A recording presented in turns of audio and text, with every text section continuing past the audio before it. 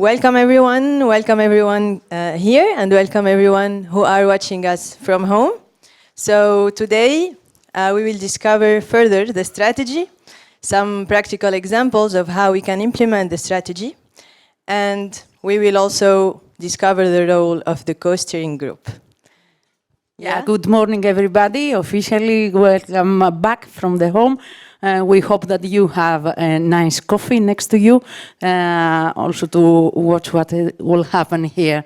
So a very interesting session is coming, yeah. Yeah, let's start with a reflection on what does the strategy mean for us. So I will invite you. Do all of you have your phone with you, smartphones? So I will invite you to go to the www.mentimeter.com. It will appear on the, yes. So as you can see, so www.menti.com, and you will use that code. The question is what comes to my mind when I hear youth participation strategy, and you will have the right to write 3 answers. Let's discover.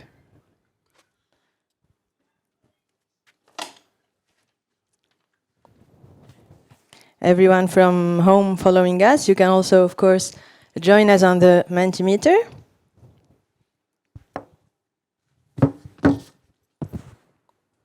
We start having some colorful answers.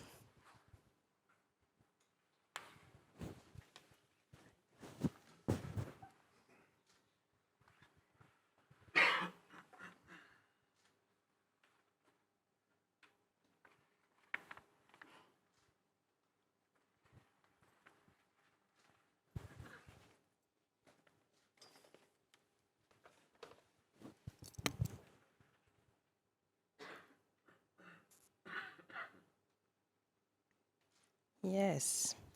30 people now are on the Mentimeter. 35. 41.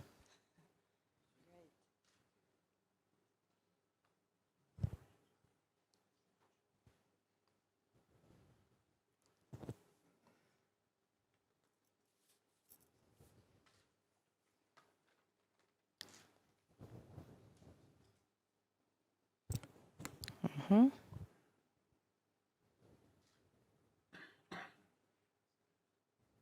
If you need any assistance with the Mentimeter, please let us know. Okay. We see many answers already. You can get more time. 50.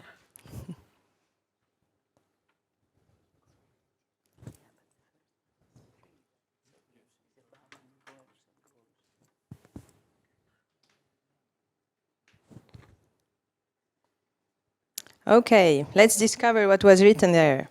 We have inclusion, goals, empowerment, motivation were the words that have been repeated many times. Plan, diversity, action, activism, methods, challenges, discussion, necessary, framework, involvement, planning, 6 aims. This is someone who read the strategy. Citizenship, agenda, vision, future, activity, programs, cross-strategy, innovating, resources. Okay, joint efforts, progression, focus, enthusiasm. Who did it? Guidance, youth-centered, determination. Who did it? We will answer this question. Okay, youth-driven, youth policy, sustainability, resources, action, ideas, citizenship, voice, dialogue, interconnection. Okay, great. And we have in the center motivation, empowerment, inclusion, and goals. And yeah, we'll decipher together more what the strategy is about today. Okay, thank you so much.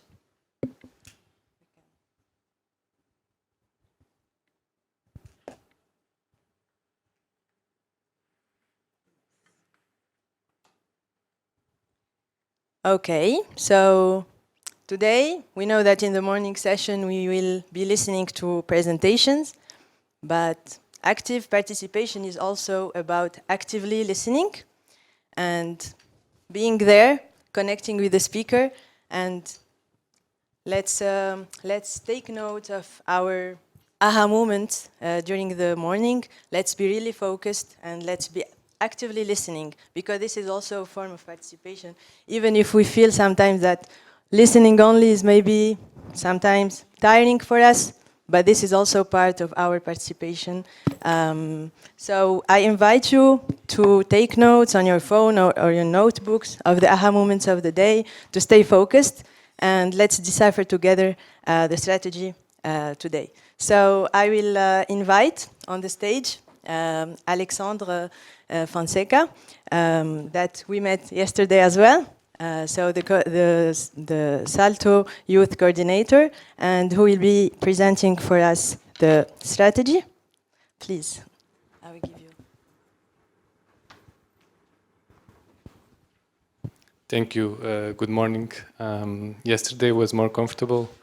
I was sitting down, but today I will speak briefly because we have national agencies and also members of the co-steering group that will have the word. I was very refreshed and motivated as well from what you wrote in the Mentimeter. I was also a bit curious why inclusion is there so strongly, but I think we know, or at least we feel the necessity or the reason why inclusion is there so strongly in the youth participation strategy. We talk a lot within the co-steering group, but also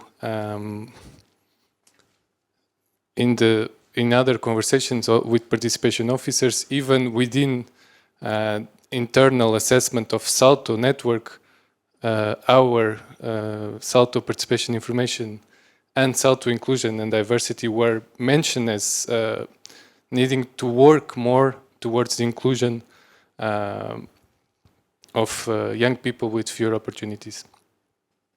So I am curious, but I also understand why inclusion is there.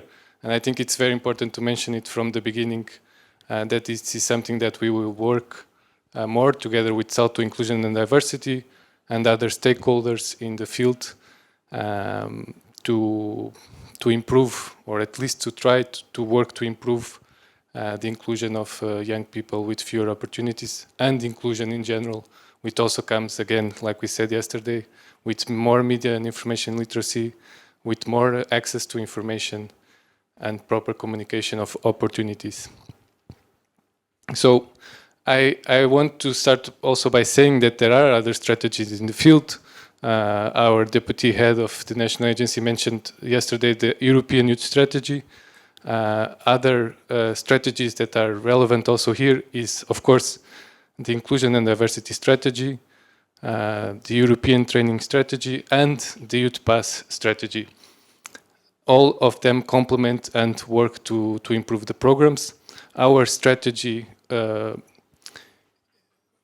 uses the programs as a means to achieve the end, which is to improve democratic society. So this is why in the subtitle of the Youth Participation Strategy, it is written fostering youth participation in democratic life through Erasmus Plus and European Solidarity Course. The strategy has 6 aims. The first one is embedding, the second one is support, the third one is information, the fourth one is research, the fifth one is involvement, and the sixth one is inclusion. So again, inclusion is very strongly there. So as is involvement, support, all working together to improve youth participation in the programs, but ultimately in democratic life. I just want to give 3 examples of activities that we are actively doing to support the aims of the strategy. So these aims might become more concrete, and then I will be happy to call on stage Anna, or to join on stage with Anna Villani. We are supporting the network of participation officers. Participation officers are officers from the national agencies that are working more directly with participation in their work, in their daily work, and they are also sometimes both responsible for the youth participation activities, which is a new action with this program, with this new generation of the Erasmus Plus program. So we are supporting them in that. I think Anna will talk a bit more about it. We also have, related to both information and research, the aims of information and research, we also have the participation resource pool that was mentioned yesterday. We have the flagship projects that support the understanding of what can be excellent youth participation. And we have, of course, tomorrow, and we'll continue in 2023, the SALTO Awards. So all these activities, events, are meant to both support a better understanding of youth participation, but also to inspire the field. And supporting involvement, the aim 5th of involvement, we will see shortly the co-steering group members, or at least 2 of the co-steering group members. Of course, there are other, and I think it was Andreas, I don't find Andreas now, yesterday, that mentioned that finally it's starting to be more, to happen more involvement of young people in the work of national agencies and also in the work of SALTOs. For example, the SALTO Training and Cooperation has also their Youth Pass, I don't know the exact term, but Youth Pass Advisory Board that also is involving youth representatives in their own work. So again, it's moving. And I think in the right direction. And we also have other national agencies, such as the German National Agency, the Estonian National Agency, the Latvian National Agency, involving more actively young people in their own work. Pardon. And yeah, with this, I want to say that the youth participation strategy is there for you to see it as an inspiration, possibly a source of advocacy in your own communities. And also, if you believe, it can also be a guide to what you do. So the definitions of youth participation strategies are there. What we mean by activism, what we mean by youth participation in decision making. All of this is there for you, and we hope that you take advantage of these strategies. Of course, in particular, the youth participation strategy, but also all the others that we mentioned to improve your own work. And yeah, thank you very much. Thank you. Thank you so much, Alexandra, for answering our questions and also for finally introducing for us the strategy that we heard about during all these days. So you know that strategy is available online and also available in a few copies that you can get and read also in details. So, of course, when making a strategy, we need to walk the talk. So if it's youth participation strategy, we need also to do it in a participatory approach. That was the case. So who did it? There was the question. So it was the SALTO PI with the support of the Estonian NA. And of course, the question after making a strategy is how can we implement it, right? So that's why today I'm happy to welcome here someone who will let us know and share with us good practices of how the strategy is implemented in the Italian context. So let's welcome Anna Villani, the Italian NA officer.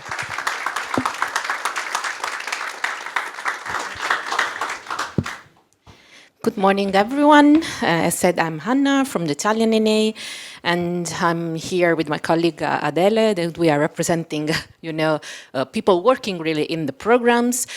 Thanks to SALTO participation and information and Estonian NA for having us here, for collecting all these beautiful people all together to work on youth participation a bit.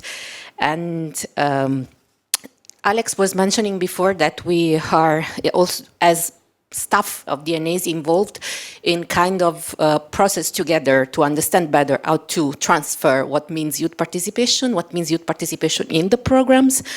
And that's why most of us, maybe also here, were participating in a staff training for youth participation officers, and it was a cooperation between the network of DNAs and SALTO participation and information that offer us the chance to better understand what means youth participation in the program, how we can help and support young people, but more all the beneficiaries and the potential applicants to understand how to make a participatory project, how to run participatory activities. That is sometimes so very, very clear to many people, but sometimes it's foggy thing over there. We can read on the guide that youth participation is one of the priority, both for Erasmus Plus and European Solidarity Corps, but what mean to have to run participatory activities or to run a youth participation project, for example. And so we, gather together in some months, in a process to better understand also what methods we can offer, which tools are over there, and theories of youth participation, and also practices coming from different countries. Maybe sometimes here today and tomorrow we will also see some of them. And also to create a common ground, to work together, to really to push a little, to boost young people, to use the programs to activate themselves, to engage themselves at a local, national, and transnational level, but also to support youth organizations, public bodies, to work with them to create kind of conditions and spaces for them to be really active through the opportunities of the two programs. And this also helps us a little bit in the Italian NA to try to overcome a challenge that maybe some NAs also share with us in Europe, and how to involve directly, young people in our daily work, in how we as an NA are promoting the program, are helping young people to use the programs. And of course, those opportunities are there. You have youth participation activities or solidarity projects, but many others in the programs. But we decided to establish also some national initiatives that can help us inside and outside of the NA to work on these games, especially the ones mentioned in the youth participation strategy and in European youth strategy. And so we started to think about how we can engage, connect, and empower young people in the nation, especially at the local level in Italy. And we decided to work through network.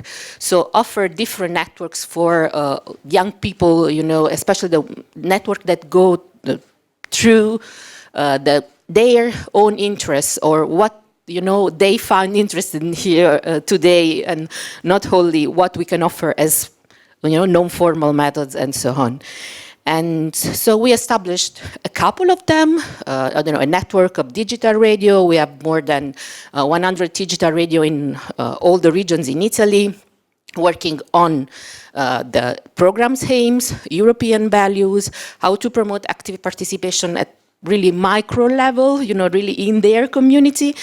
But we also established the Change Makers Network, that is, people really apply for me. Yes, I'm doing something in my community.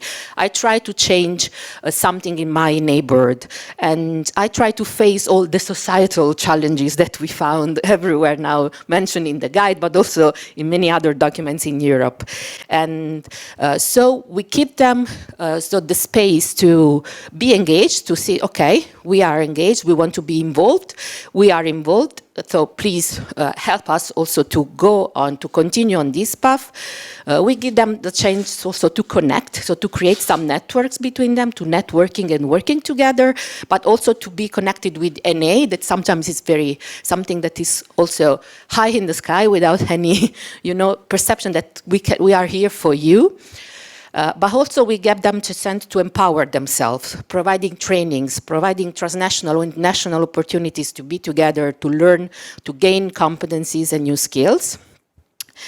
And this was really something that was a path that we tried to build with them, online and offline, because we started this really before the pandemic came, and then we try to also transfer this online to not lose the ones that were there already to work with us. But also this process was for us kind of confirmation of what we know from the very beginning, that we are here as a national agency for organizations and public bodies. Unfortunately, also, if our name is Agenzia Nazionale per i Giovani, that means National Agency for Youth, we cannot work directly with them. They are our ultimate goal to reach, but luckily, we have organizations and public bodies that can help us to reach them. So mostly we work with them. The programs are here with them, except for the informal group of young people that is super good, form of participating in the programs. But still, most of the opportunities are for organizations and local public bodies. And so also we decided to use the same kind of process with organizations, so to empower them, to connect them, and to engage them. So providing competencies, capacity building processes, and transnational and national opportunities as this one, but also many others. And this was especially done in the last 2 years for the youth participation topic. That is one of the most important also for us at national level, and also as a strategy of NA that we design all together. So I think that is done. Sorry, I lost. I think Thank that you. I still some minutes. Thank you so much. Thank you. Yeah, I invite you to remain close to us, because maybe we have questions for you. I mean, Alexandra and Anna, thank you so much for sharing with us how can the strategy support the participation at national level. So yes, let's welcome the questions. Any questions? No questions. So the only question for the day was, who did the strategy?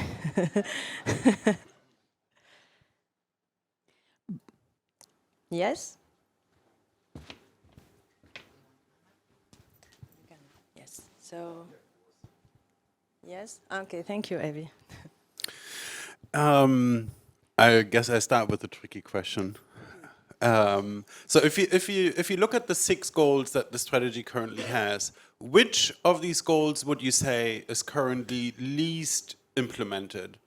And I'm not asking to expose anyone or then point a finger and say goal 3, but more for us to understand when we develop new projects and when we encourage agencies, beneficiaries to think about new projects, what would be good goals to steer them to because they are lacking in implementation more than others? Yeah, I think I will repeat myself a bit. It's a tricky question, not necessarily because I will expose someone, but because it depends on which institution or body or organization we are talking about. I think there are a lot of... the answer for me as SALTO participation information is inclusion, especially inclusion of, again, like I said, young people with fewer opportunities, but also informal groups of young people.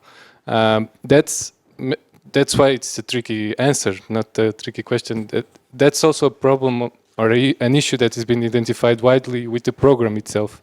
So I would say that we as SALTO participation information definitely want to work more, and we will work more, especially together with SALTO inclusion and diversity, on the aim of inclusion. I can also answer the reverse. I think the aim 5 is not the involvement. It's not the most developed, but I think it's the one that we made the most progress since the strategy has started. Yeah, thank you. Thank you. So we had also a few hands from here, I think. Two of them. Could you remind me? Them. Yes. Just wanted to ask about the support that you provide for both the young people. You said that you had a like change makers network. I just was wondering because yeah, it's a lot of work to create a network of young people, and you briefly mentioned what you provide them as a support. But could you say a bit more, like if it's one person in your team of the national agency that is specifically, maybe it's you as a participation officer who is creating this network and supporting the network. So just from the organizational point of view, how does that work? Sorry. Thank you. Thanks for your question, and it was a very nice process because it started really from the head of NA. So it's we will try together to understand how this can work, and if it's fine for all of us to work on that. And she really was happy to start this process with us, especially with some colleagues, not me here, but some colleagues at the NA. And we also found some external partners or stakeholders involved in these change-making movements. I don't know, Ashoka, for example, the Italian branch of Ashoka is really involved in this. And specifically on support, of course, it was a national call, so everyone could apply and present what he or she was doing. And then we started to gather them in a meeting and provide them some information about what we want to do with you, how we can not do better.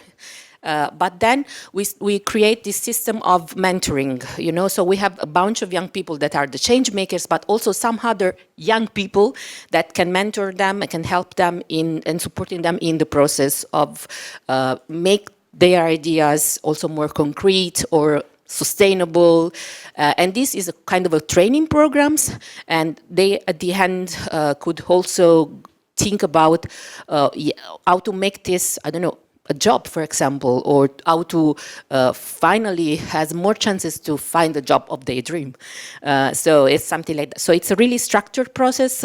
Now we are in the second edition of that, and the first one, I think it lasts almost a year. So but yeah, it's a kind of a peer-to-peer also learning. Us as organizer, of course, we are involved, but more other young people is helping young people. Thank you. More questions? More hands? Not yet. Okay, so I would have a question. Yeah, there was someone?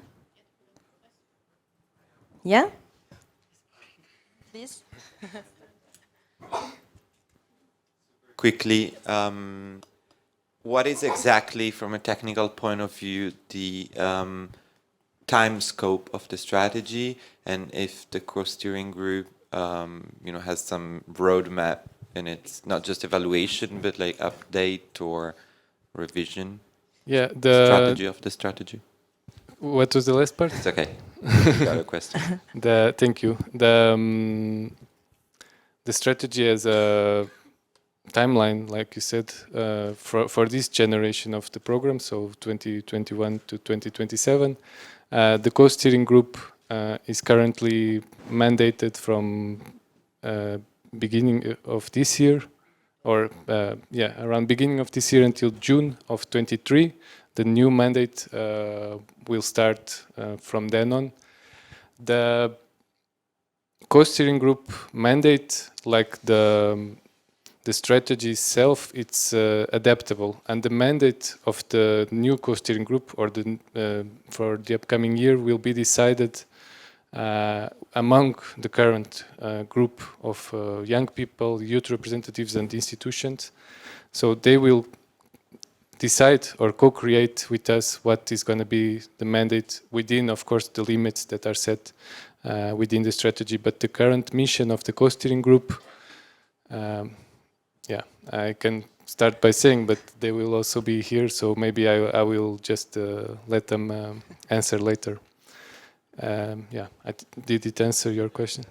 Thank you, yes, and in a very short time we will discover further who is the co-steering group and what is the role exactly. Do you have any more questions? Yes? We have two, so I will start there. Please.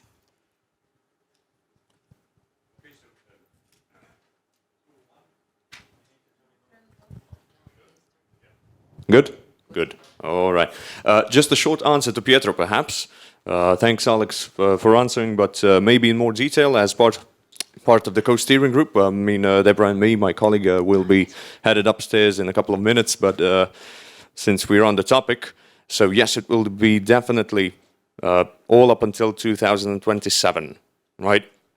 So this strategy is actually supposed to fulfill the tasks of the European Youth Strategy, right? So this is like a separate muscle that's pushing simply the participation part. And we as a co-steering group, we actually have, it's our task, our mission, to upgrade the strategy from mandate to mandate, right? It's a year and a half, the mandate of the co-steering group, and with each and every group, with each and every new set of people, you know, bringing their expertise to the strategy, right? It's supposed to be like a live mechanism, right? So it is supposed to actually be upgraded year by year, all up until, you know, all of the goals and aims are accomplished. And turning to Andreas's question, if I may, steal another minute, really simple and short. So Andreas, I honestly believe personally that all of the aims are equally neglected or, you know, not really going well enough as participation itself, right? And it's not because SALTO is not doing their job or the co-steering group or anyone. It's simply the system as it is, and that's why the strategy is here, right? And once again, stressing out that this strategy, I mean, I've noticed that there was on the Mentimeter, there was some things written down that said another paper that said politics. Well, this may not be like the usual European strategies.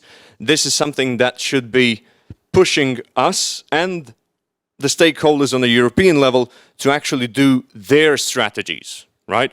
So this could be like a minor strategy to push the bigger one in a specific field, here talking about the participation. Yeah? Thank you. Thank you. And I didn't miss these two words in purpose, you know. I just didn't see them. Okay, so we have one more question here.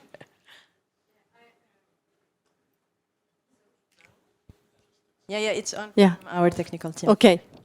I'm a bit curious about the national agency from Italy said that to create opportunities to take care of the possibilities in the program. I think that is maybe one of the biggest challenge to reach out to both youth workers but also to youth directly. So what are you exactly doing? Have you come to any new good ways of doing it? Not really. We don't have any specific practice on that or methods.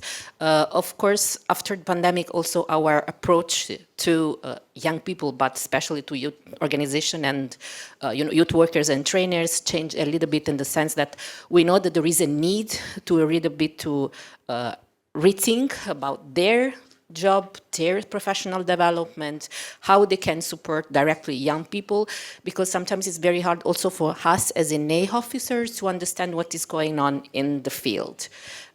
They are the ones really working daily with young people.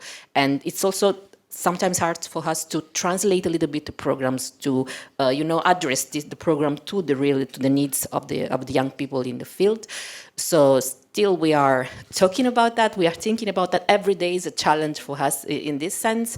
But I think that we are especially reinforce our programs, transnational program and cooperation plan with all the other NAs and SALTOs to offer more opportunities to youth workers, trainers and project managers and etc.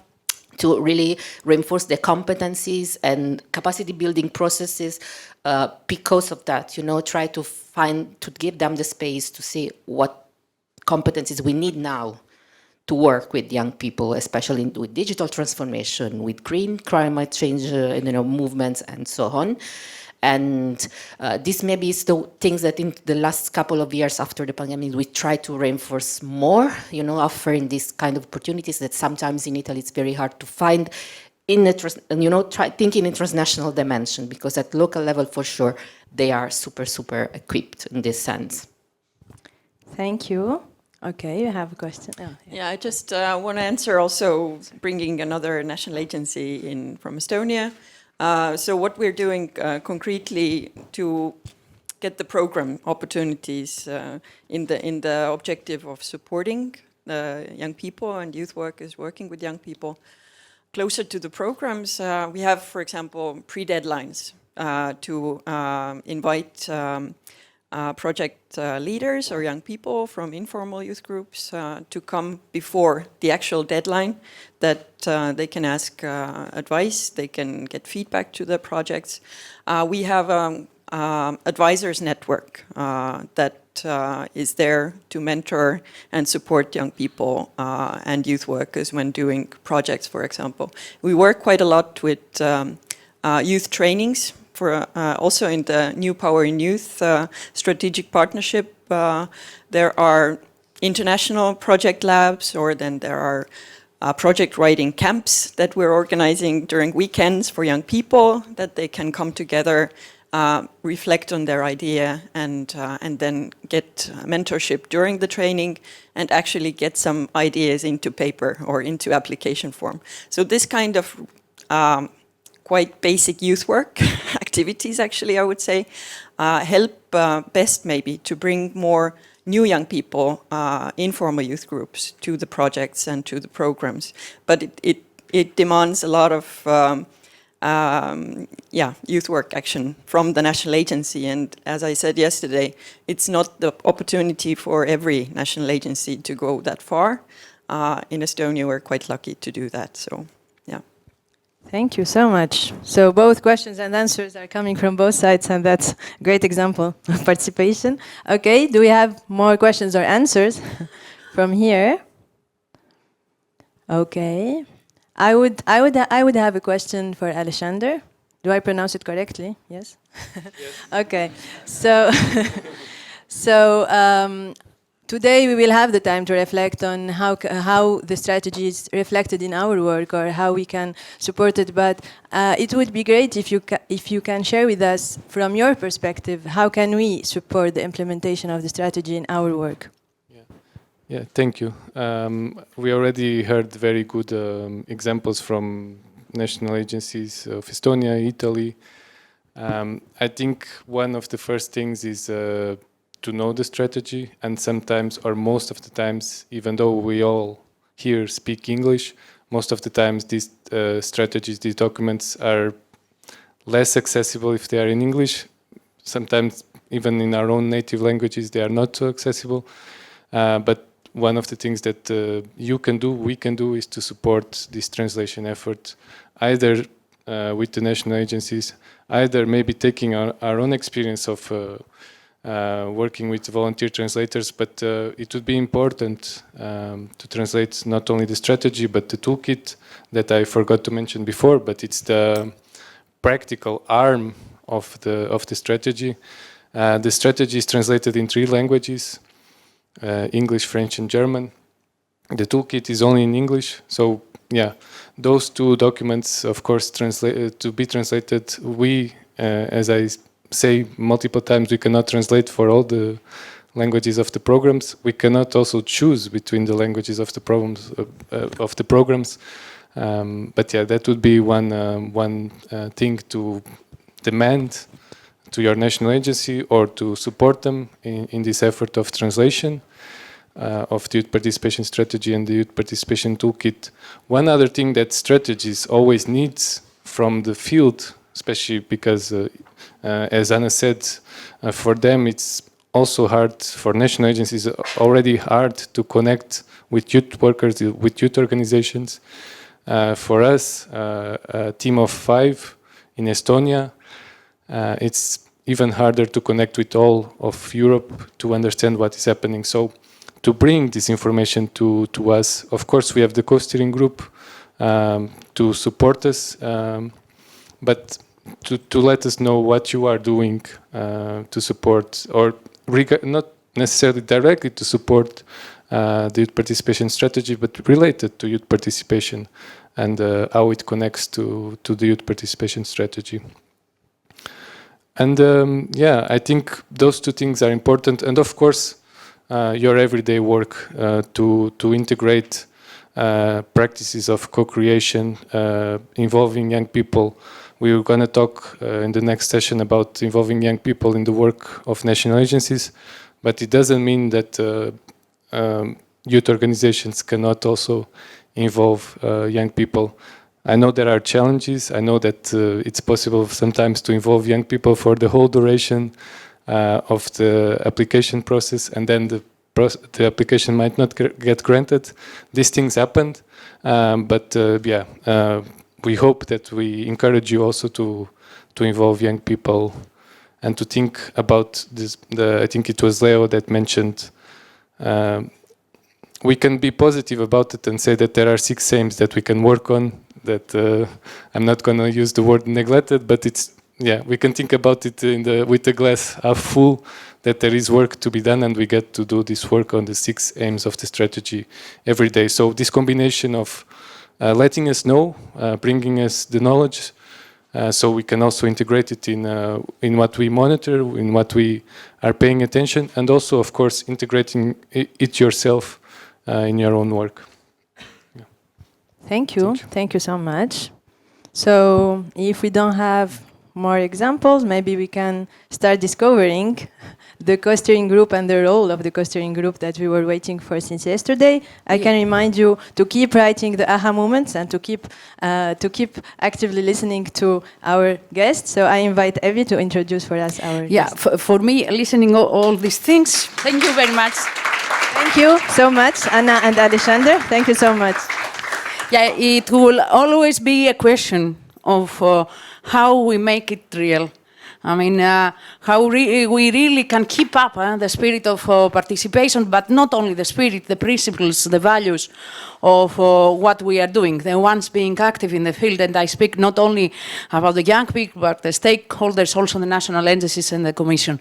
So I was very lucky to the first day, because as Alex said yesterday, this is a place for 3 events. So the first event that took place, it was the meeting of the co-steering group. And I was really, really lucky. I mean it, because I felt it.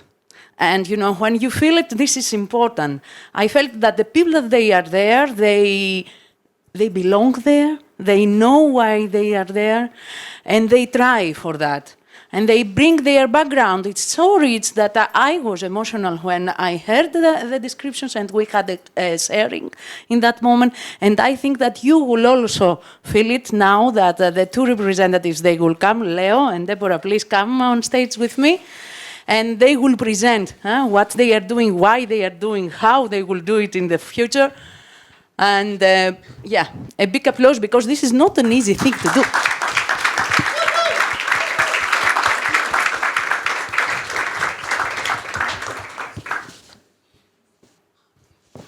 Hello, everyone. Hello. We are the co-steering group representatives today, this morning. Good day, everyone. This is my colleague, Deborah. Hi, everyone. My dear friend, Leo. So I hope everybody is doing really well this morning, and we are here to basically just give you the physical embodiment of the co-steering group, because I know everyone has been talking about it for the last day or so, and yes, we do actually exist. We are here. So this group was formed earlier this year, like Alexandra said, and I still remember the day he sent me the email asking if I would join, and I remember being really honored and inspired, because I think having the co-steering group is a real kind of representation of the aims of the strategy, because you can't have a youth participation strategy without youth participation. So our co-steering group is made up of a 50-50 composition of young people and relevant stakeholders. So I am kind of representing a young person. And on the 50-50 background, we have young people who are maybe active in their local NAs or their volunteers or their youth activists. And then we also have, from the institutional side of things, people who are working for NGOs, researchers, activists, human rights defenders, whether it's through their youth councils, local or national, rural, urban. We try and have as much diversity covered across the board, because I think that's really where you get richness in these kind of co-steering groups, because we're all bringing with us our lived experience to try and steer the implementation of the strategy in as the best way possible. Another one of our roles is to support the accountability and the transparency of the project and the strategy, because I think with strategies like this, sometimes they can be published and it can be, you know, a big celebration and a big fanfare, but it's hard to know exactly where the aims go and how far it actually reaches. So we're here to kind of steer and direct and guide and to show people that there is differences being made, whether they're small, big, that the strategy is actually alive and is having a real function. Now that you've mentioned, Deborah, physical embodiment, now you see Deborah and me over here, but there are some more co-steering group members among us. So regarding the youth part of the group, we would like you to say hi to Carmen, Tine, Florentina, Deborah, well, and myself. So please show yourselves, young people of the co-steering group. Yeah. Yeah, it will be nice because the people so as to know who you are and so they can approach you during the forum. Yeah. Exactly. So that's, as Deborah was saying, that is our role. So please do approach us, ask us questions, whatever's of your interest. Now, regarding the stakeholders. So I think Leo's going to talk about the stakeholders. Okay. So we have Ray Network, we have Erika, we have the European Commission, a national agency representative, the European Youth Forum, as well as individual experts from the youth field. Okay, so now we would like you to warmly welcome and see the faces of Angelina, Carmen, Maline, Mingo, and Irina, Elenka, and Jasna. Yeah, Jasna. You didn't know we were going to put you on the spot, right?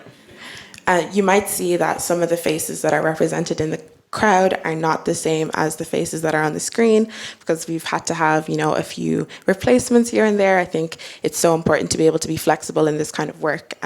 But instead of seeing it as a negative or a downside that the members here aren't the exact same as the members of the original group, I think we just see it as another positive and another plus to add more richness and, again, just bring more diversity to the work that we're trying to accomplish. And just proves how the mechanism of the co-steering group is actually. Now, talking about the diversity of our own co-steering group, we need to mention the diversity of our target group as well. So it's all of the stakeholders actually that, well, are in any way included in supporting the implementation of the programs, and by programs we mean the Erasmus Plus and the European Solidarity Corps, right? Now, the agencies, NGOs, youth workers, trainers, all of you are our actually target group of the steering group as well as the strategy itself. Yeah? What else do we have to say? Okay, so maybe to mention what we've done so far. Now you see the images, the beautiful, or at least you have seen the images of our beautiful faces online. We have had 2 online meetings, it has already been said. But in those meetings, firstly, we were of course familiarized with each other, with each other's work and what exactly is the expertise that we have in the co-steering group, what are our capacities, right? After that, we were reviewing the strategy as is and seeing what the activities of the aims were to stress out one activity of each aim to put focus on first. After that, we added like a supplement to the activity that we have chosen from each aim, an activity that would be complementary, that comes from our own expertise, that we could do, that we could push from our roles personally, alongside the activities that we have chosen. And this was our third meeting, the first residential one. Really happy that we are here and finally meeting each other live. And I believe this meeting was the best one so far, shown most results, or at least most tangible results. We've had some discussions finally, lively, you know how it goes. And well, we've got some good conclusions. We know what to do next. And actually what to do next, we will have another residential meeting in the next year before the end of our mandate. In between there will be some online meetings as well. And our goal is basically to contribute with our own expertise until the end of our mandate to set up some good platforms, some good base for the next year and a half, for the next mandate, for the next co-steering group, and you know, to show them some guidelines, not just by focusing and taking out some of the activities, but also by evaluating at the point of our dismissal, evaluating how much have we done, how the strategies is progressing, and what they can do to keep the work going. Yeah? So, leading on from what Leo said about evaluation, another really key role of our co-steering group is having a monitoring system. I think it's kind of really important to have this kind of system of checks and balances where we're constantly on a journey of making sure that things are running as they should. And how we do that is with this monitoring system. So it's kind of like a pretty simple system, because I think sometimes with these things it can get a little bit too methodologic. I'm not going to even try and say the word. I'm the native speaker here. I should have been able to say that easily, but we'll ignore that. So we have somewhat of a traffic light system where we'll measure each of the aims, and then through a process of consultation with specific groups, whether it's key experts or researchers or young people and youth councils, different consultations to try and measure the impact of the strategy so far. And then we'll take that impact, we'll measure it against the indicators, and then at the end we hope to have, you know, a clear and really understandable way of showing the impact through this traffic light system. And that report is going to be annual and should be disseminated to all the different relevant stakeholders. And then throughout this process, again, like Leo said, this co-steering group isn't going to exist forever, and by this time next year, there's going to be a whole new team of different people with their own experiences who are coming to add richness.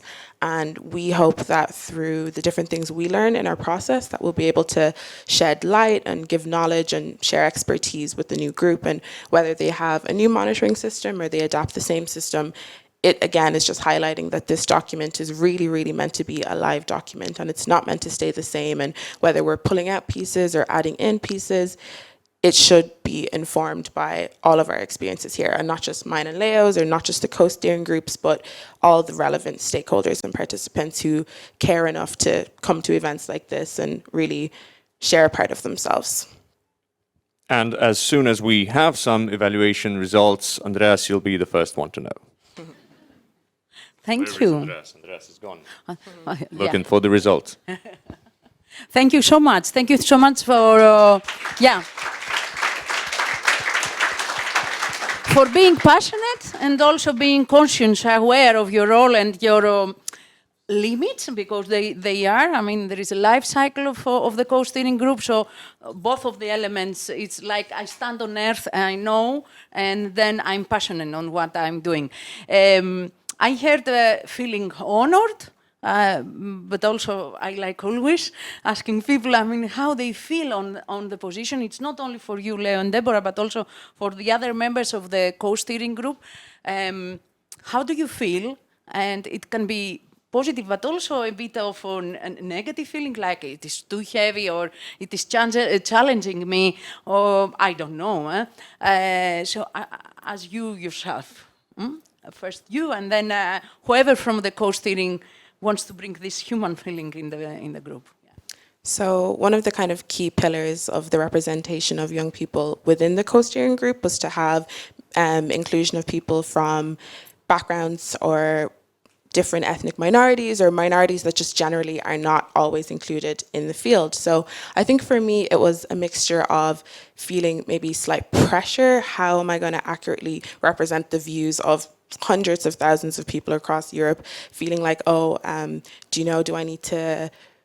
How much of my culture do I bring with me? How much of myself do I really put into the work? So there's that element of maybe nervousness or fear that maybe the scope is too wide and one person alone can't bring richness. But I think it was important for me to go back to that feeling of honor and to also just remember that representation does not need to be 100% above board for it to still count for something. And even if I'm only able to represent maybe the views of myself and some parts of my communities, then I'm still doing a good job. So that's something that I had to be able to maintain the balance of knowing that the whole weight of the world is not on my shoulders in this co-steering group, but maybe just a little bit of the weight. So yeah, nice. Yeah, Leo, you want to react? Yes, I'm also really, really honored, but also really, really stressed. I mean, it's my first time representing not just myself and our National Youth Council of Croatia, Croatian Youth Network. I'm actually in the co-steering group representing European Youth Forum. I've been chosen as a delegate. I assume, on account of my expertise so far, I've really been through a lot of participating formats on the local level, regional, national, European, so it's quite stressful. Yeah. Yeah, and this makes it real, and makes it real. That's why it is the question. Somebody else from the co-steering group members that they are here, they want to react? You are covered by... you're there. Yeah. Show some support. Yeah, but maybe. Marlene, the mic is coming. Thank you, and thank you for the presentation.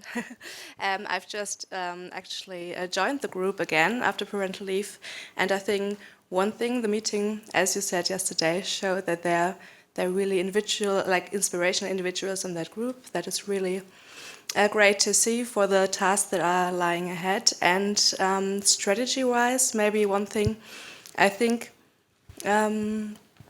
There are those two documents, and I think they're really linked closely to each other, the strategy and the toolkit. Like the toolkit really gives everyone practical advice how you can, within your projects, like be more participatory and so on. And the strategy itself, it's to some extent also tricky because there are those 6 aims, and they mainly focus on those who implement the programs to, in the end, support young people and organizations to be more participatory. And I think, and there's a chance in the steering group as well to kind of monitor the process. And what you already see is that it is a tricky business. There are many barriers, and but many things are already being done, and I think that's great to see up to now, and I agree, there's a long way to go, but that's a feeling I got yesterday, that you can already see that many things are being done, and as Reid already said,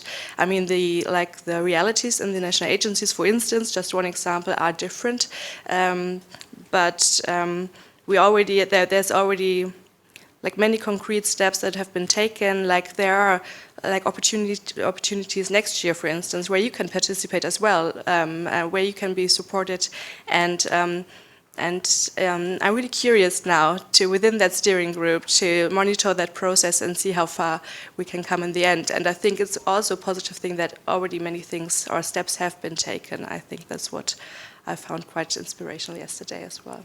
Thank you for that.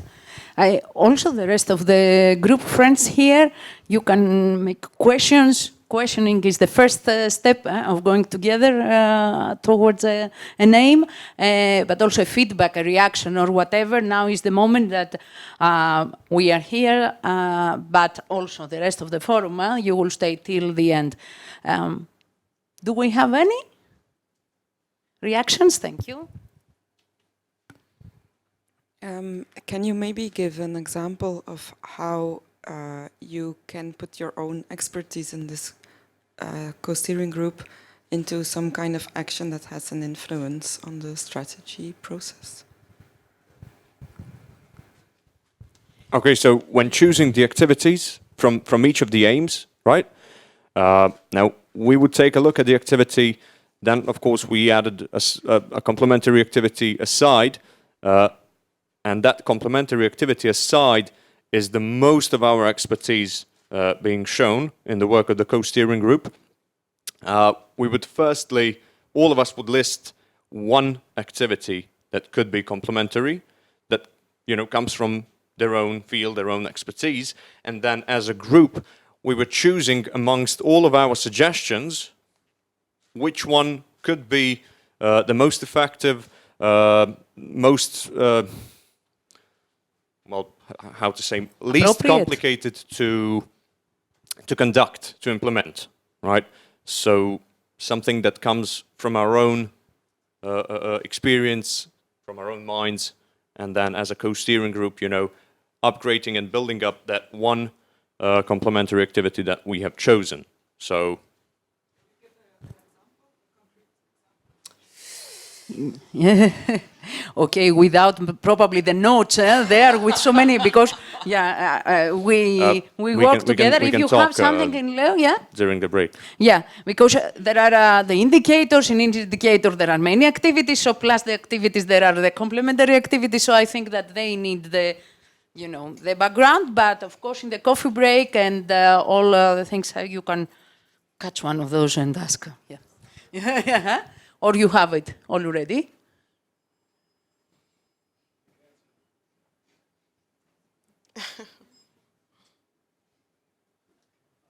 Yeah, we give one. Make it him. Yeah, okay, so regarding aim 4, for instance, okay, so aim 4 would be research, right? Now we all had our own perspectives and what kind of activity should we do regarding research, but then Carmen came from the Ray network, and she wrote, Ray will start a project in 2023 which aims to explore which potential applicants do not submit applications for funding and which young people do not participate in funded projects and why, right? So it's a really valuable information that Ray's doing that research, and we managed to successfully combine it with the aim of research and the activity that we chose, and something that we will put our focus on as well and use the results later on in the work. Is it good? Yeah. Thank you for making the effort. Yeah. But I think she will come also later. Yeah. So, Angelina?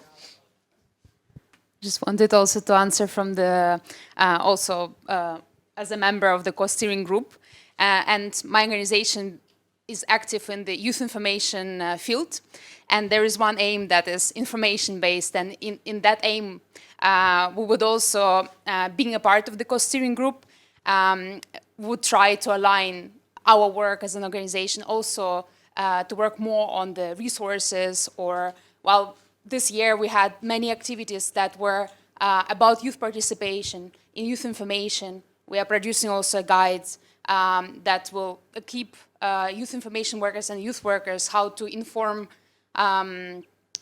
bring this informational aspect to the youth participation and establishment. So I think from each member we are trying to align also our work to the strategy and to the values that we work on in this group. Yeah.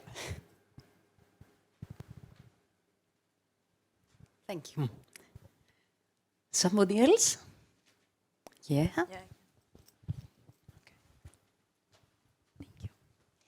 As a member of the co-steering group, I also wanted to share our experience, the Romania experience.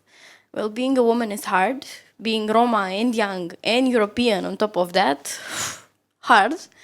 So I think that actually being part of this huge thing and being able to share our views as Roma women and to I think for us it felt empowering because the Roma minority is always neglected.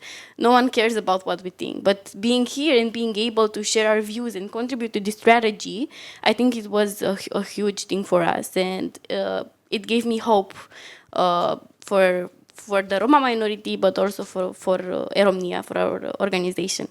Thank you. Thank you too.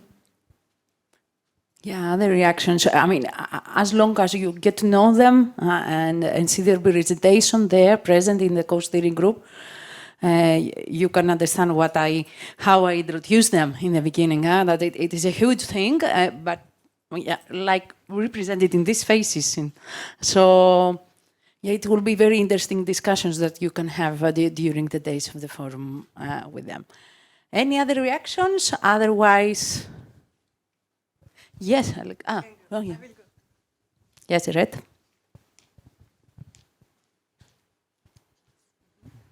Thank you. I just wanted to ask, with the relation to the goal on involvement, have we been discussing in the co-steering group also the needs, how the programs need to adjust to cater better for youth participation goals or youth participation strategy goals? There is also a European Commission member, there is national agencies member. So the involvement goal is mostly at the moment directed to national agencies to be able to involve young people better in the management and implementation of programs. But there is also the stakeholder or the motor behind the programs and adjusting them to the needs also of young people, to better relate and connect the opportunities with young people and youth participation goals. Have you been talking about your role there, and how can also the programs be better adjusted, or do you see your role there? Yeah, I nudging think it forward. Yeah.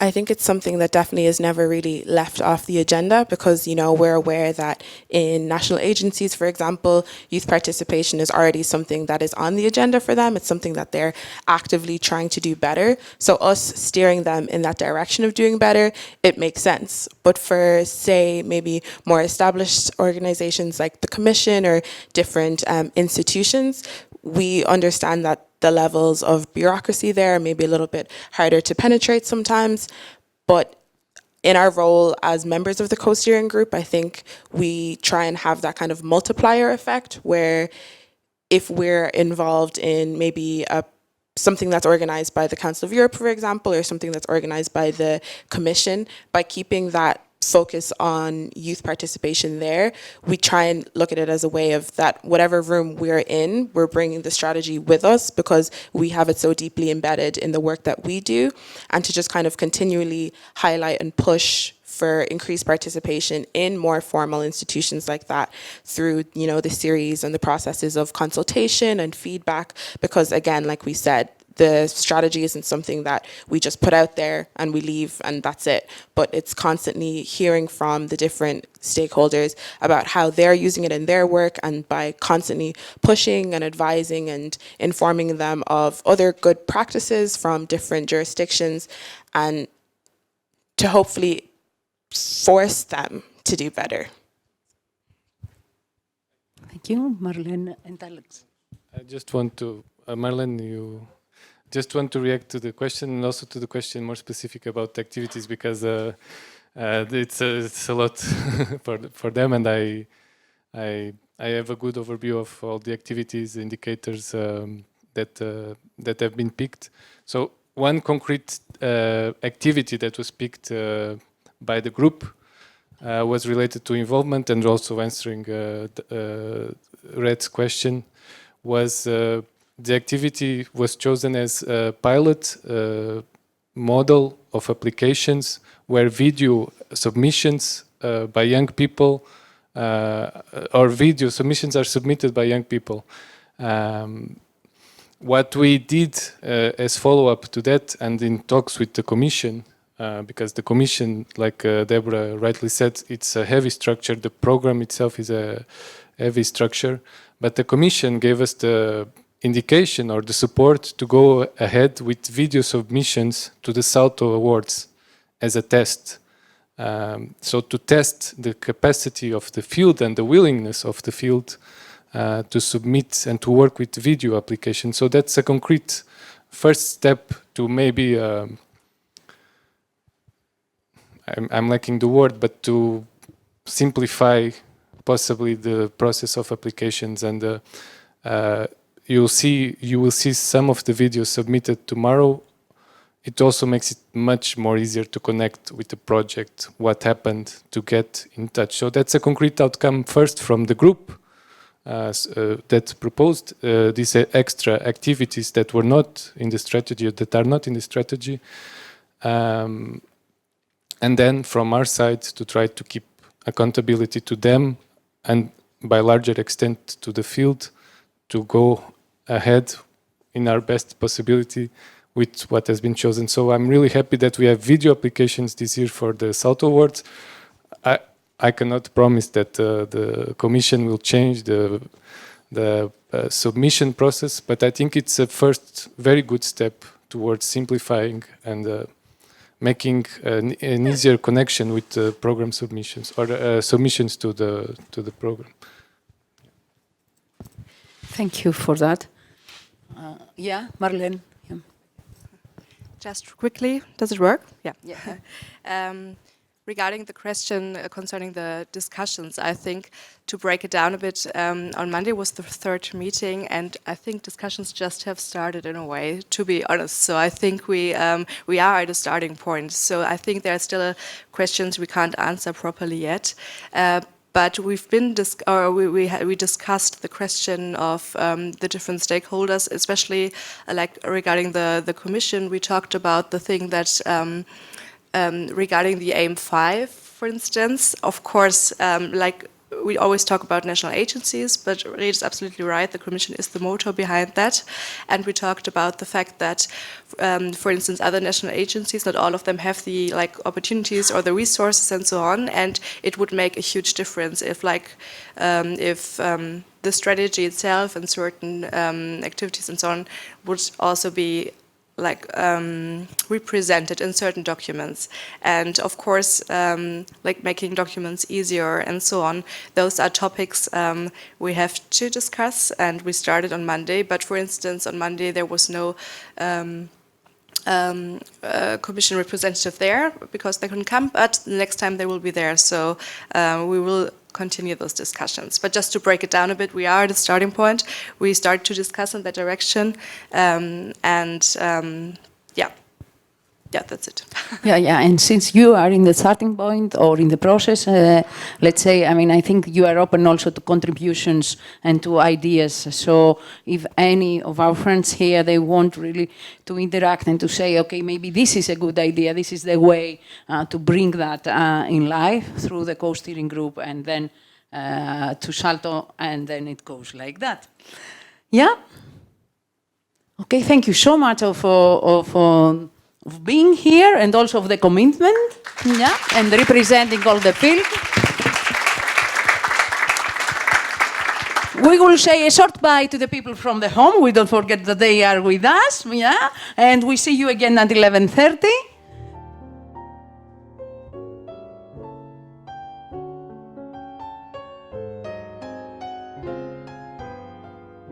We would like to welcome you back, all back, and welcome also to all the people that are watching us from your homes. I hope also you enjoyed your breaks, all of you. So thank you so much for your active listening in the previous session and the interactivity. And I would like to invite you to keep going for the upcoming session. So this time we will watch a few presentations that are important for our inspiration. And then we will have time to bring our reflections on the table and further discuss and reflect all together on all what has been coming all the the morning. This time we will be discovering together a mapping of youth involvement by the national agencies, and we will discover further what does snack means, or what does snack also means. For that, I would like to welcome Veronica Stefan, the European Coordinator of New Power in Youth. Welcome on the stage.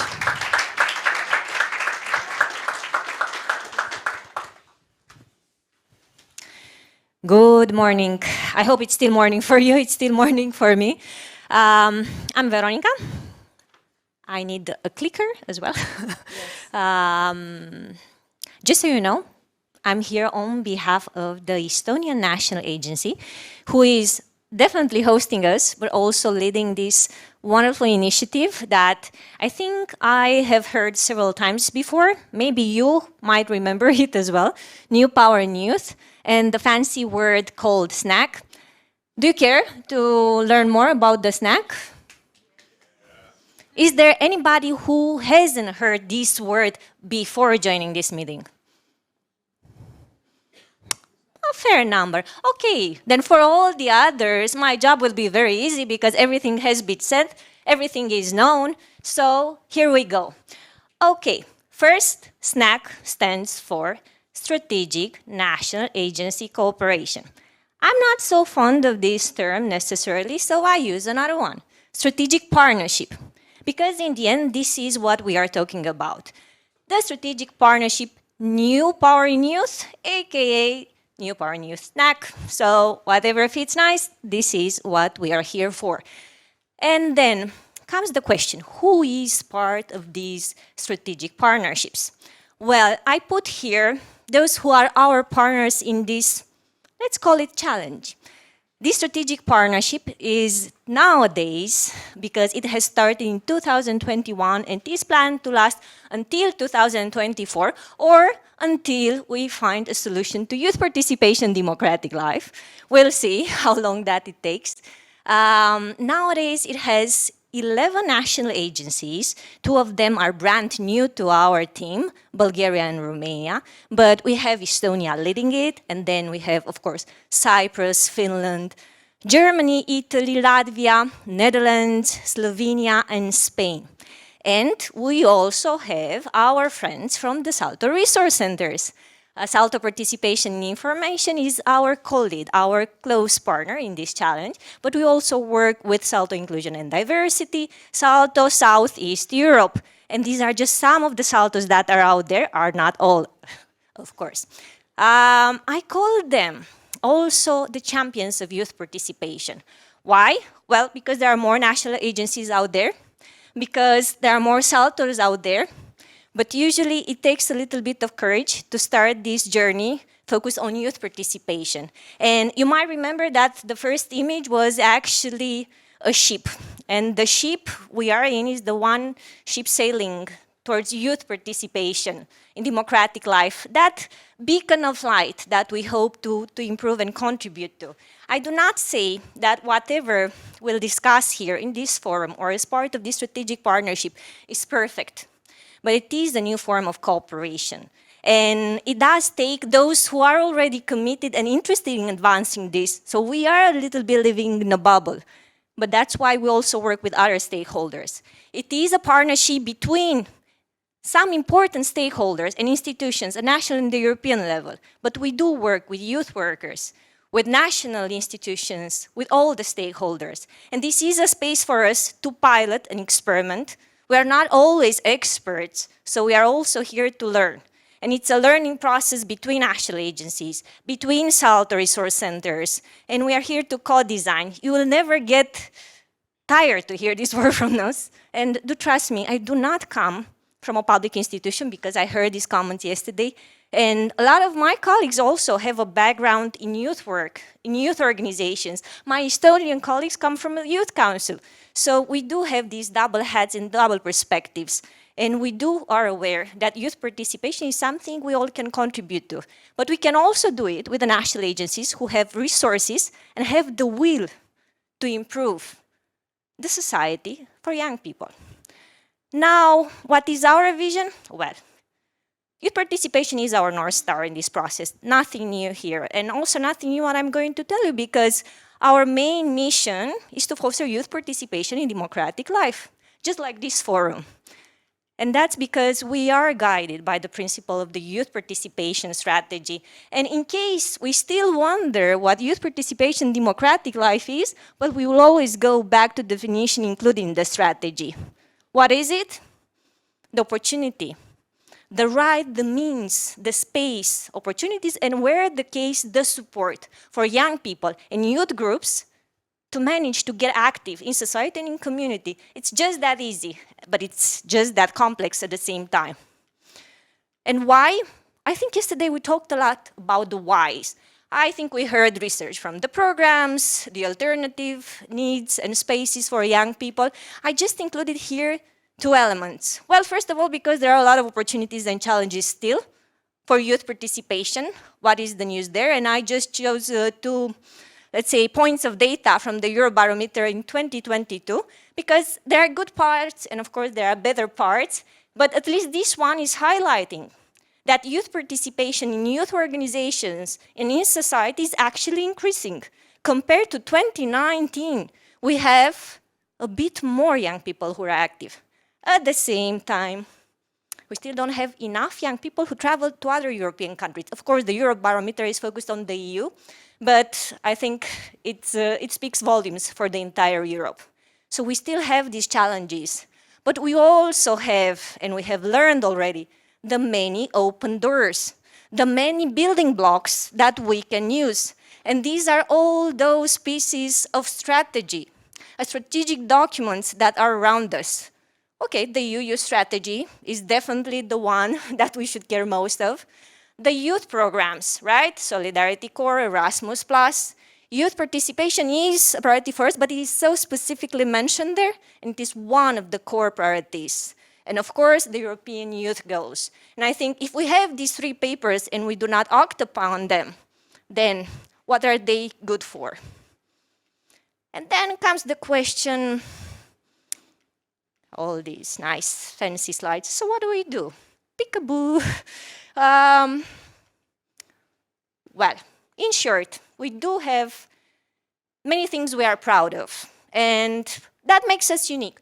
And you know why? Because these strategic cooperations are not that unique in the way that they are special. There are about at least 15 in Europe, and ours is a little bit different than others, complementary to many, but different in some ways. Because we distinctly support the youth participation strategy, the one we have learned in the morning, and you'll discover more during the days. We focus on the youth participation dimension, the EU youth programs.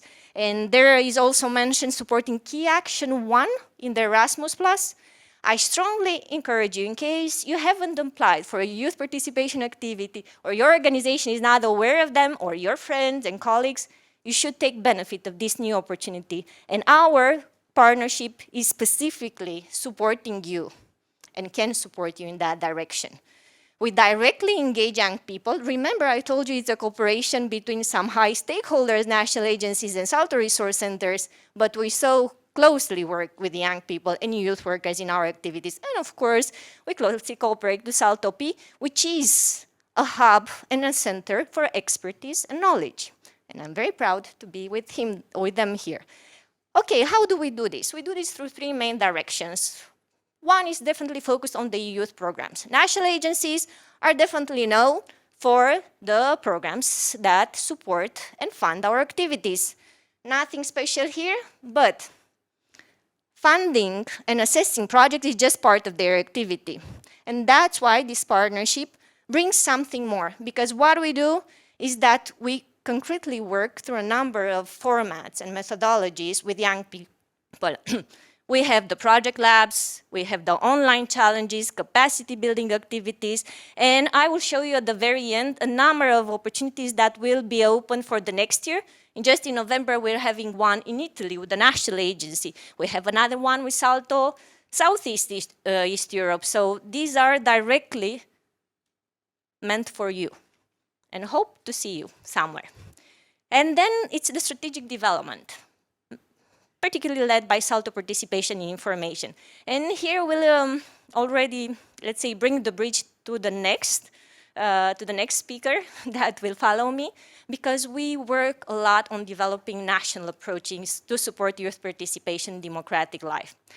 I call this walk the talk in particular, and it's what we have been talking.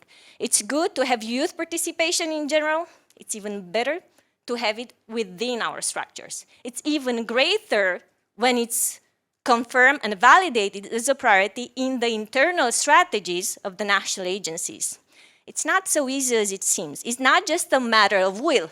It's also a matter of different national contexts and different structures in which these national agencies work. But that's why we are here. That's why it's a process of peer learning, exchange, and experimenting. So it's still experimental here.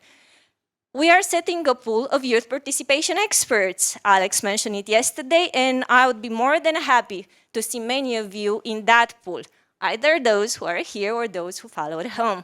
And then, of course, supporting the national working groups meetings of the EU Youth Dialogue. I hope that if you know about the youth strategy, you might also know about the youth dialogue and the youth goals and the many other big, fancy, strategic documents and words you keep hearing of. And then there's another part, the one where we keep working with SALTO P in bringing more resources and more practices to you. So we'll have the awards, we have the forum that is also supported by the partnership, and we also, of course, have the participation resource pool. And in case you haven't heard enough about it yesterday and today, well, please follow it, because that's the main platform we actually use also to promote our activities, but where you can also find the youth strategy, the toolkit, and I don't know, about 700-800 of other resources on all the topics on which SALTO participation information is working, including these very special project examples. Some of them come from the awards, some come from the successful practices that exist around Europe. So definitely go to that, and also you can learn more about what we are planning. And the last direction we work on is this cross-sectoral cooperation. It's the cooperation between non-formal and formal education sector. I know it's challenging. I know it's challenging because as a sector, as a non-formal learning sector, as a youth work sector, we have worked a lot to be recognized and heard.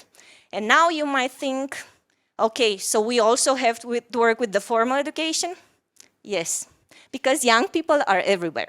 And civic education and participation in democratic life happens with or without our will and knowledge in all spaces young people live in. And this is our direction where we want to support the partnerships between the two sectors, non-formal and formal. We will be directly working with you, of course, teachers, educators, to support also the key action tool on strategic partnerships, but also to experiment with new tools. Maybe some of you already know some good tools that exist, also in formal education, also in non-formal, but also there is something maybe more that we can do together. And with this in mind, I will just mention this. I do invite you to join us here, because this is a journey. It's not the end of the line. This is a lot of experimenting, I was saying, but we do need more national agencies here. And let me say this, do not always wait to be invited. Also, as youth workers, youth leaders, you can knock on the doors of the stakeholders that have the power and the resources, and they can join these kind of initiatives. If you want them to change, you can also push them to change. So sometimes it's also good to be proactive in that way. And if you are a youth leader, a multiplier, I definitely hope to meet you, because improving the existing practices, it's, well, one of the best things we can do. We'll have the online challenge starting this December until February. And by the way, I have to say that in our activities, it's not necessarily about events. It's about tailored support as well and mentorship that we provide to you, to potential beneficiaries, to future leaders. We'll have the project lab in Romania. We'll have a network training in Germany. We'll have the pool hosted in Cyprus. So these are just a number of activities. And with this in mind, I do invite you to keep this conversation going. We'll learn more about concrete examples, but also challenges of how young people are involved in the work of national agencies. but I do strongly encourage you to go back at home. Because in this partnership, and I will stress this now at the very end, it's not just about what we do at the European and transnational level. It's about what national agencies do at home as well. Because we always work on both pillars. What we can do together, as agencies, as SALTO Resource Center, together with you, but what can happen in the national context. And Anna was already mentioning in the morning. Reto was also mentioning what happens in Estonia. Some practices can fit a bit better in the national context. So do reach out. Thank you.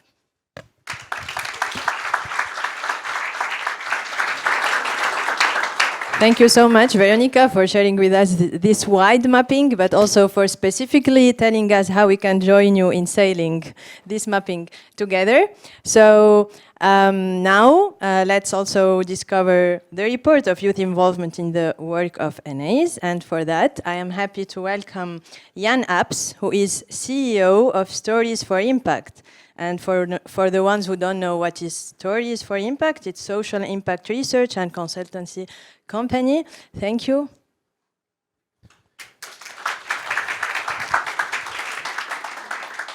Hello, everyone. As Veronica very helpfully mentioned, sometimes it's difficult to understand that all of us wear many hats. And I've also worn the hat of a student activist quite a long time ago.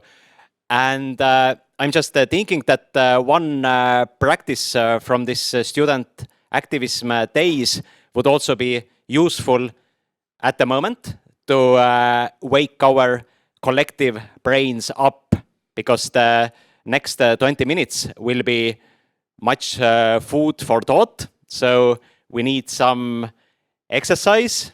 And I just remembered one exercise that also helps you to remind where you are at the moment. And please stand up and follow me. The point is to touch with your both hands some certain body parts and repeat after me. And then we will do it a bit quicker and quicker. And I will put off the mic, so those of you online, hopefully you can still follow what we do. So, and repeat after me, please. As, though, me, I. So it will be very easy, just 4 body parts and nothing dirty, yeah? As, me, sorry, though, me, I. And let's do it quicker. As, though, me, I. As, though, me, I. As, though, me, I. As, though, me, I. As, though, me, I. Estonia!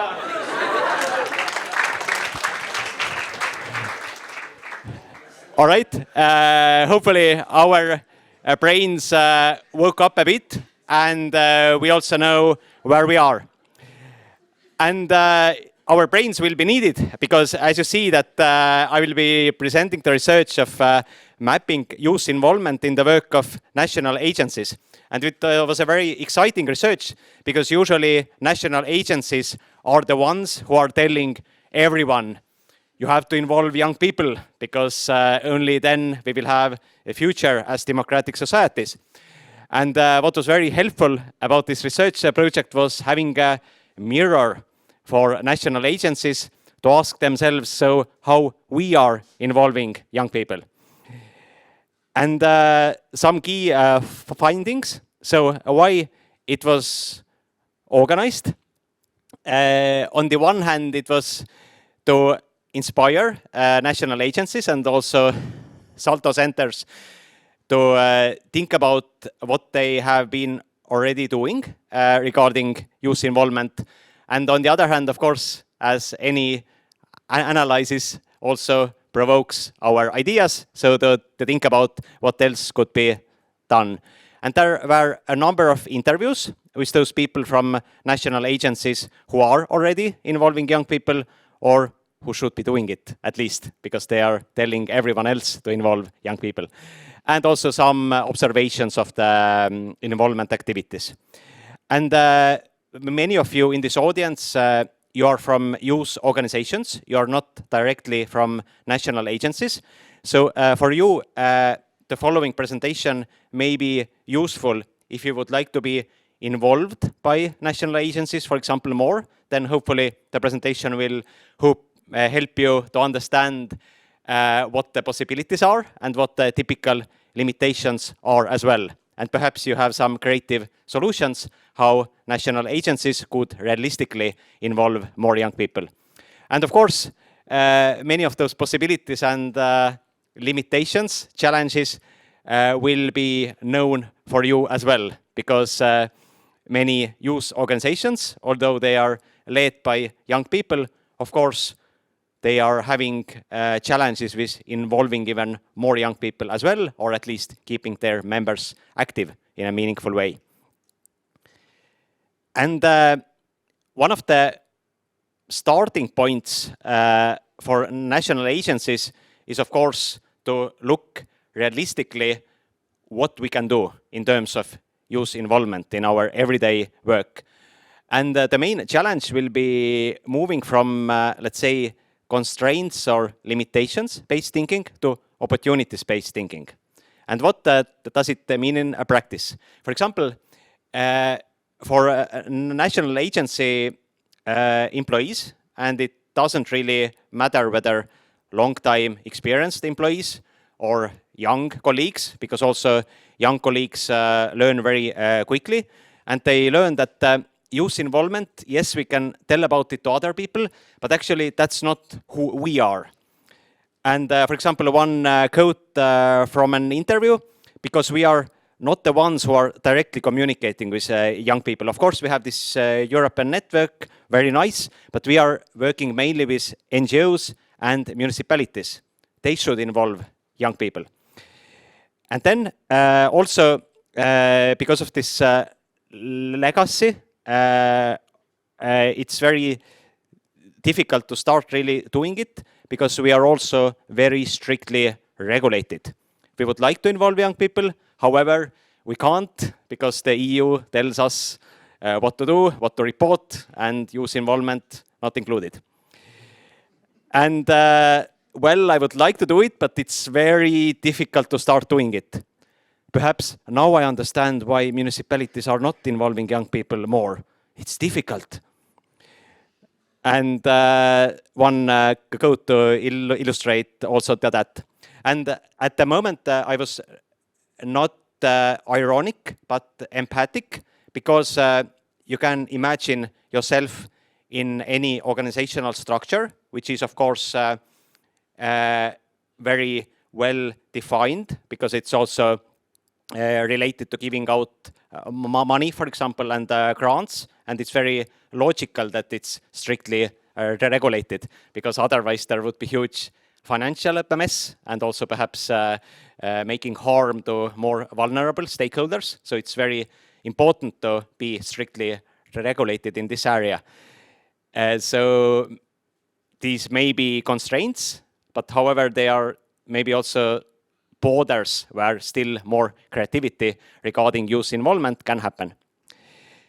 And then I'm happy to report that all the national agencies and SALTO centers I talked to, having those interviews, all of those people were in the process of discovering inspiration and possibilities. So really talking about those constraints was more like view to the past or view to the history, and everyone was in the process of discovering inspiration and possibilities regarding youth involvement, also in national agencies. And one very big driver are values. For example, one quote, if we are encouraging other organizations to do it, of course, we would like to do it as well. So we can be role models and living according to our values.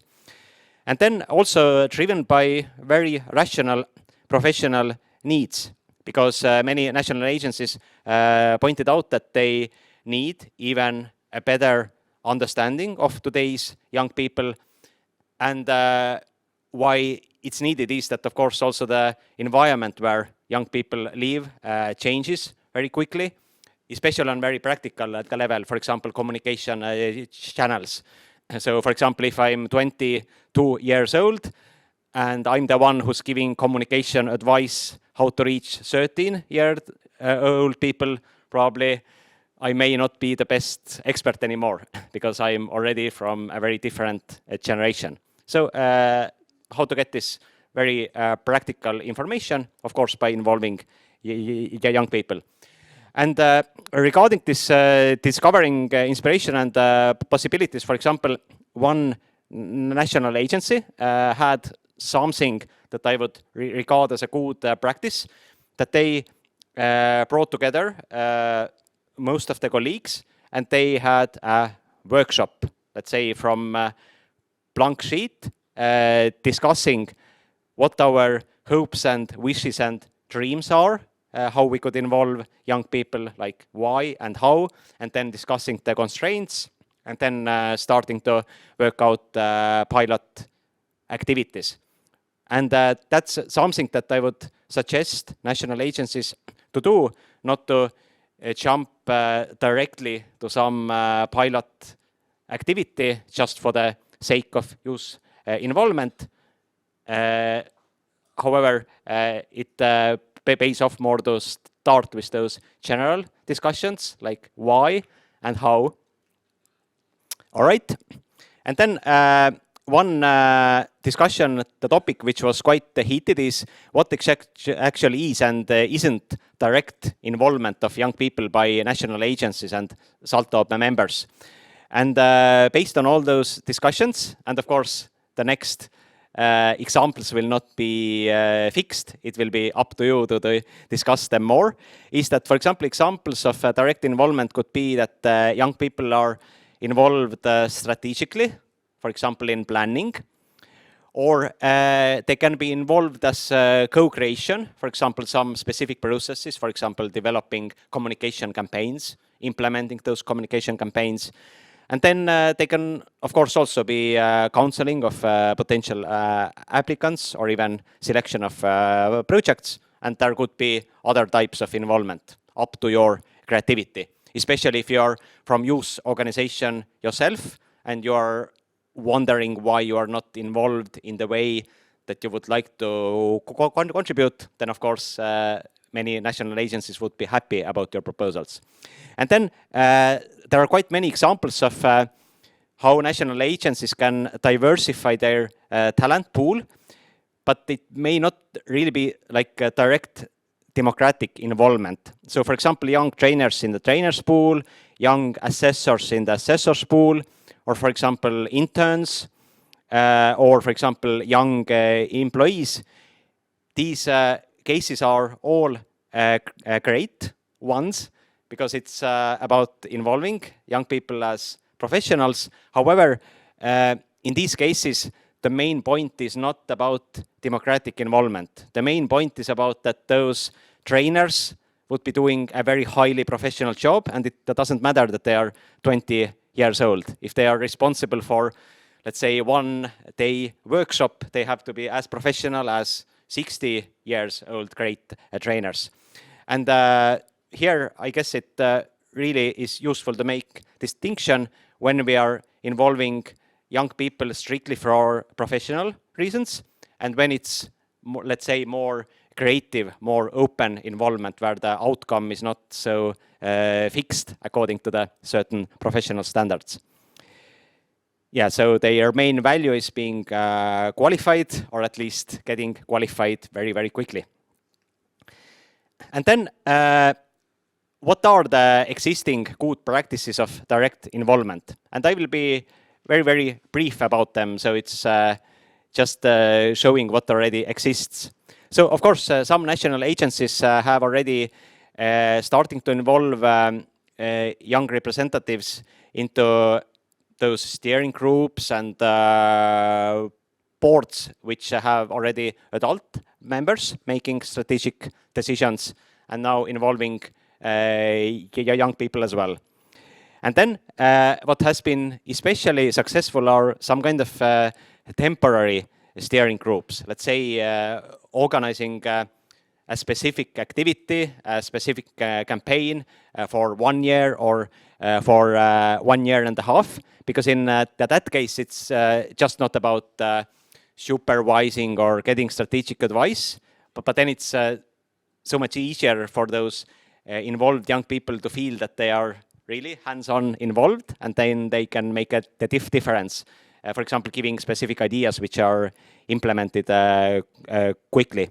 And then, for example, the national agency has like a permanent youth advisory board, which consists only of young people, and it's meant for ongoing challenges, ongoing tasks in the agency. For example, different departments of the agency each month can pose a specific challenge for this advisory board. Either some strategic thinking or something very specific, like we are planning this involvement campaign, how to do it in the way that the young people would understand the messages according to their current thinking, for example. And then there could be also empowering and contracting local or interest-based youth associations. Many national agencies tend to work with only national youth councils or some other very large youth NGOs, which already are quite professionally and sometimes bureaucratically led, and they also may have challenges of this wider youth involvement. So it pays off to create connections about those grassroots level youth organizations as well. And then, of course, involving either junior trainers or interns, but keeping them regularly changed and renewed, and involving them specifically because they are young and getting this, let's say, creative viewpoint from them. Yeah, and then there was one good example from the previous program period, which was already long time ago. Ray research is great, however, it's mainly quantitative, and many young people don't really understand all those questions which are asked about them. So to have also qualitative research involving young people, for example, every year in not just focus groups, but events which combine focus groups where young people can express their experiences and also network with each others, and of course more experienced youth field professionals as well. And then some key questions for success for the future. So when I was learning about those practices, the main question would be, what are the conditions that we set up to ourselves when we involve young people in national agencies and SALTO centers? And of course, now it applies to all youth organizations as well. For example, what are the ambitions? What are the goals? Are they too ambitious? For example, it's not realistically achievable by youth involvement alone. And then it's about clarity. For example, sometimes in national agencies, it may happen that we start involving young people, we do it very quickly, and then it's actually not clear for how long they are involved, or actually when they say something, will we implement it, or is it like advice to us, or do we give feedback to this advice? And then also the time frame. Those experiences that national agencies were not happy about were usually, okay, let's involve young people, and we have to get the report about their advice already at the end of next month. So we need to start recruiting right now, and the next meeting has to happen in 3 weeks. So where do we find those young people? So we are setting up the conditions to fail. In that case, let's not involve young people. Let's do it next year in a calm, systematic, and happy way. And then also whether there are sufficient resources dedicated, for example, work time and money, and whether the clarity is also about what the expected outcomes are. And a few quick more questions. Is also one of the challenges how to make the topics and activities related to involvement understandable and attractive for youngsters at the recruitment stage when they are thinking about whether to get involved, and also at the implementation stage, coming to the meeting room and oops, I don't understand anything. And it's also when we talk about involving, let's say, more vulnerable young people or more diverse groups of young people, the language that we use can become the main exclusion criteria. And then one more, so how to balance the needs for experience and diversity of the group.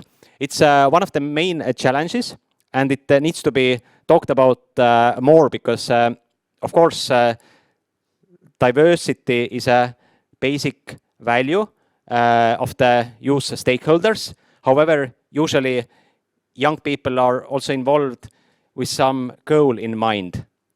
And then there needs to be a balance, because if the participants are chosen just for the sake of diversity, however, they don't have anything in their background that they can really contribute with, then it's like lose-lose. We as national agencies, we don't get the value, and the young people from diverse background, they just feel like pointlessly used, not involved, because they couldn't meaningfully contribute. And also, when we involve more active young people, how to overcome the busyness of them. And I know that in some activities, the national agencies are also starting to pay for the young people's time, and it may be good for two reasons. Of course, from a democratic involvement point of view, it sounds a bit tricky. However, there could be young people, especially from financially vulnerable groups, who otherwise maybe cannot participate, and then they will have more responsibility as well. And then the last questions are, as the national agencies are experimenting with youth involvement at the moment. However, the turnover of employees can be quite high at the moment. So how to get all those experiences you are getting right now, how to keep them in your teams, even if people change. And also one of the big challenges is that if you involve young people to contribute also something on the European level, how to do it meaningfully, especially for those young people who are not so much interested in politics or strategic policy making, but those young people who really just want to see things happen. And so the key, the takeaways, at least from me, were let's move from the constraints-based thinking to opportunities-based thinking, while keeping the necessary constraints, of course. And then let's set up such conditions that enable us to succeed as involvers of young people. And if we feel that the conditions are not right yet, let's not do it. Let's do it next year, for example. And then it also is regarding the technical skills, because in many cases when we are successfully involving young people, it's because we are doing the same right things that we are doing when involving adults. And when we are failing to involve young people, then it's not because of they are young. It's because of the agenda of the meeting is not clear. Such kind of discussions actually should be more creative. They should not be happening in a meeting room at all, or we are planning to cover too much topics in one meeting, etc., etc. So that's why the smile is there. Let's learn some basic technical skills more, let's practice it, and then the involvement of young people will also be more successful. And once again, I'm very grateful for all the agencies that contributed. And if I was making some jokes here, it was not because of being ironic, because I very much appreciate how open you were at the interviews. All the jokes were about keeping you up before the lunch, and hopefully also to stimulate some discussions, and also to make the so serious the topic a bit funny as well, because we should be creative when doing youth involvement. Thank you very much for attention.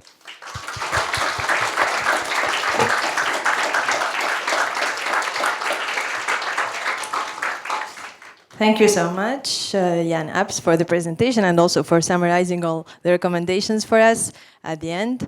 The lunch is still, I mean, we still have time for lunch. Okay, so do you have any comments or questions for Veronica or Jaan? Yes.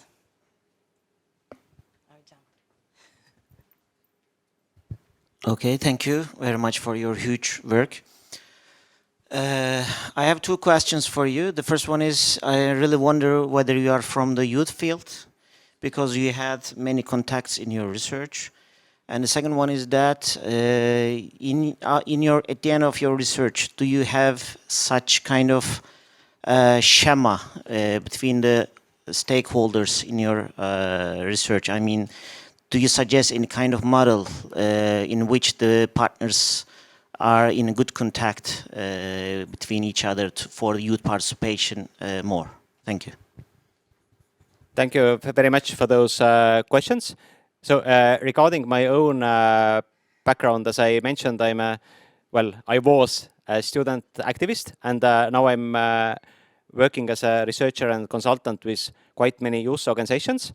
And when I was leading the Estonian social enterprise at the network, then I was also initiator of a youth program in Estonia called the Changemakers Academy, which brought together community-based social enterprises and young people.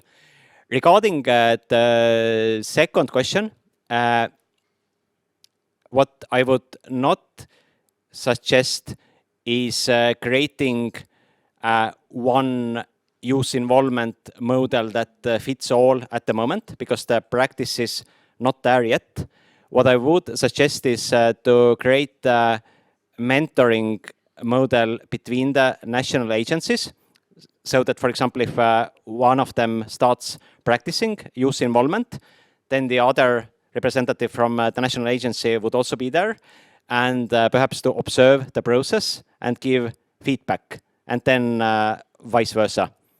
Yeah, so learning from each other as practice, and learning it on the field, because it's very difficult to give feedback when we just describe how we involved young people, and there will be so many more insights if our partners could really observe how we do it and then give useful feedback. Because you're asking for Jaan's context, I think it's good to highlight again. This happens in a context, right? You remember that we said about the strategic partnership, that snack? This mapping is part of that. And this mapping comes as part of an effort, which is a process in this case, of understanding what's happening, what could happen, and then working with national agencies. Some of them are already in the process, as Jaan said, and some are not. But that's why it is a strategic partnership. And that's why it is not a partnership, not a project, it's a meta project, if you want. So this is finding what's happening and looking for inspiration. That's why there is no one model that applies to all. Also because all those national agencies have so very different contexts, realities, capacities, and resources as well. But please keep in mind the strategic partnership. Always looking forward to those. Thank you. Thank you so much. Any more comments? Yes, I was missing this hand. Please. Thank you. Thank you for your contribution. We are in the process at the German National Agency in setting up a youth advisory board, and it's a process ongoing this whole year. So, and we want to explore it a bit deeper tomorrow in the open space. But I just want to share one thing right now, because the questions you also like the really relevant questions you put on the board. And what helped us in setting up this board was the involvement of young people already in the process of setting up this board. So when you're thinking about how the structure would look like to involve young people already at this stage, yeah, that's the thing I wanted to share with you. Thank you. Okay, thank you so much. So this also joins the idea of walking the talk. So starting in the beginning of setting up, involving the young people. Okay. Any more comments before we go to the group reflection and discussion? Okay. So thank you so much, Jaan and Veronica, for your presentations and answers. Thank you all of you for your active listening today and this other kind, alternative kind of participation as well.